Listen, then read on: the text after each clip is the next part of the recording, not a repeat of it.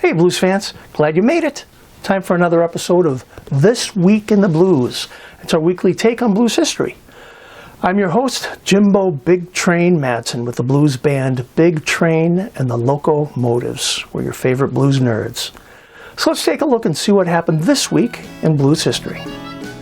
On August 5th, 1951, Elmore James ushered in a new era of electric slide guitar with his historic recording of Dust My Broom for Trumpet Records of Jackson, Mississippi.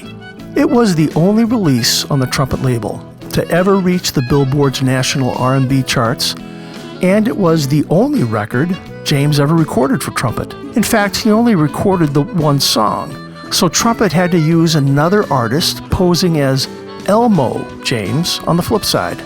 The song Dust My Broom can be traced back to Robert Johnson's I Believe I'll Dust My Broom from 1936, and to even earlier sources before that. Unsung blues legend Willie Nix was born August 6, 1922. He was active as a blues singer and drummer in Memphis, Tennessee in the 40s and 50s. Nix was born in Memphis and became part of the blues scene that grew up around Beale Street. His talent for music led to performing on local radio with Robert Lockwood Jr. He joined Whitley Love, Joe Willie Wilkins, and Sonny Boy Williamson and billed as the Four Aces. They toured the Deep South. In further Memphis radio performances in the mid-1940s, Nix played with B.B. King and Joe Hill Lewis. One of the pioneering musicians of the Delta Blues, Willie Brown, was born August 6th in 1900. Brown was born in Clarksdale, Mississippi, and learned to play the guitar as a teenager. He performed and recorded with other notable blues musicians, including Son House and Charlie Patton, and was an influence on Robert Johnson and Muddy Waters. Brown played with Patton on M&O Blues and Future Blues, both recorded for Paramount Records in 1930. Bluesman Magic Slim was born August 7th in 1937. Magic Slim and the Teardrops proudly upheld the tradition of what a Chicago blues band should sound like. Their emphasis on ensemble playing and a repertoire that ranged upwards of a few hundred songs gave his live performance an off-the-cuff quality. You never knew what obscurity he'd pull out of his oversized hat next. The Mississippi native was forced to give up playing the piano when he lost his little finger in a cotton gin accident.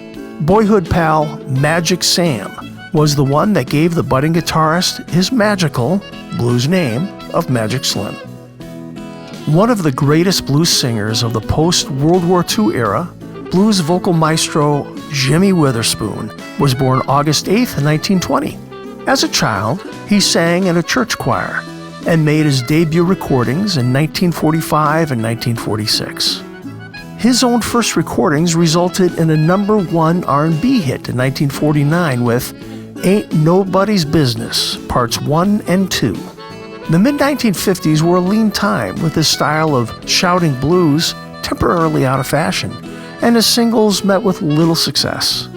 Jimmy Witherspoon at the Monterey Jazz Festival from 1959 lifted him back into the limelight. Here's a neat little bit of trivia. The great Muddy Waters played at the White House staff picnic at the request of Jimmy Carter on August 9th in 1978. Blues and boogie-woogie pianist Robert Shaw was born August 9th, 1908. He learned a barrel house style of playing from musicians in the 4th Ward of Houston. In the 1920s, Shaw was part of the Santa Fe Circuit, named after touring musicians utilized the Santa Fe freight trains to get around. In 1933, he hosted a radio show in Oklahoma City, which is also the home base of our band, Big Train and the Locomotives. Shaw relocated to Austin's Blackland neighborhood, owning a grocery in partnership with his wife Martha, and in 1962, he was named the Black Businessman of the Year in Austin.